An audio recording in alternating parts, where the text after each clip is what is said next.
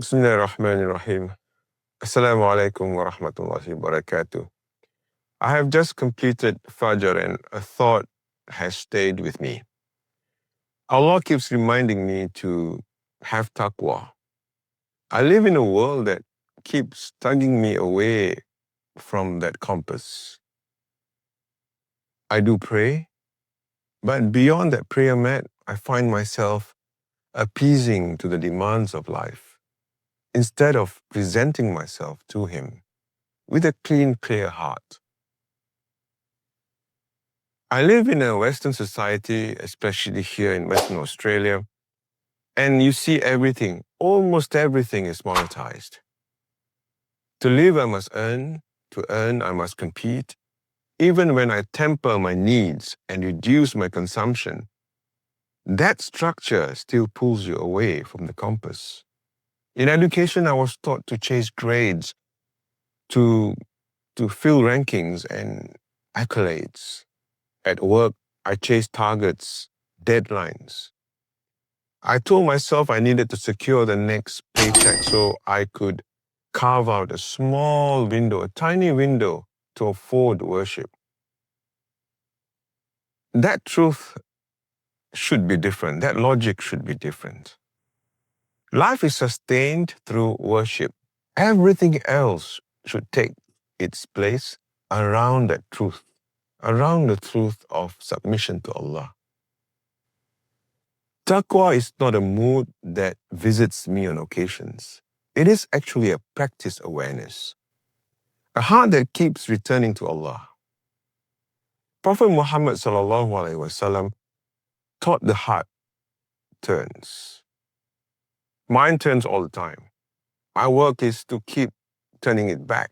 When Allah tells me to have taqwa and to look at what I send ahead for tomorrow, He isn't asking me anything else. He's actually asking me to reorder my day.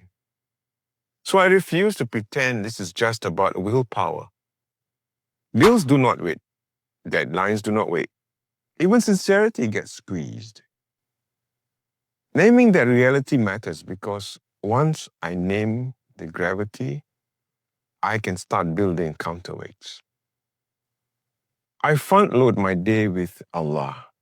God Fajr all the time. Sit a few minutes after prayer. Read even just a verse from the Quran, but with meaning.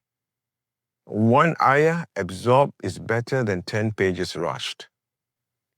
I write my obligations in Allah's order. Allah's first, family next, work after that. And when Dhuhr arrives, I stand. When Asr arrives, I stand. I do not trade times for flexible profits. I design friction against distraction. I remove apps that distracts me. I even don't answer phone calls. I only answer messages when it's necessary. I keep the mushaf visible. I make dhikr a constant in my life. I tell my young ones the truth. Grades are not God and rankings are not truth.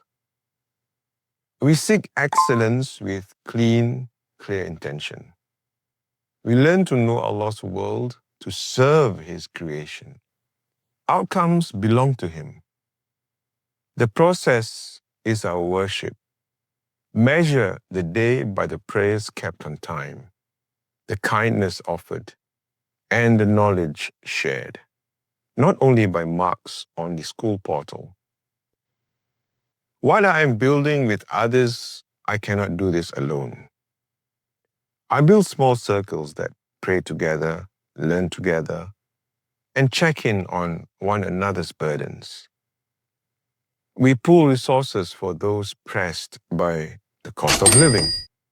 We advocate for public good that frees time for worship and family. The Sunnah breathes inside community. That is why I keep working through the Sayyidina Omar Institute to form habits, form character and leadership qualities that will carry us through noisy times. And it begins with the youth. So I give myself some time, some permission to begin small and be steady. One guardrail at a time. One salah on time becomes two. One page of Quran becomes a reflection. One act of service becomes a habit. Allah loves what is consistent, even if it is a small effort. So when the Jumu'ah calls, we live trade and remember Allah, and then we disperse to seek His bounty. Now this has been described in the Quran. That is the pattern. Presence with Allah first, then presence in the world. I keep returning my heart to that compass. That returning is taqwa. Ya Allah, Allahumma, turn my heart toward you, Ya Allah. Make my prayers anchors. Make my work honest. Make my home a place of remembrance. Reduce the burdens that pull me away, Ya Allah. Place barakah in my time and in my provisions, Ya Allah. Forgive me, guide me, and keep me steadfast in your path. Allahumma amin, ya rabbal alameen. If this short video spoke to you, set one small guardrail before Dhuhr today.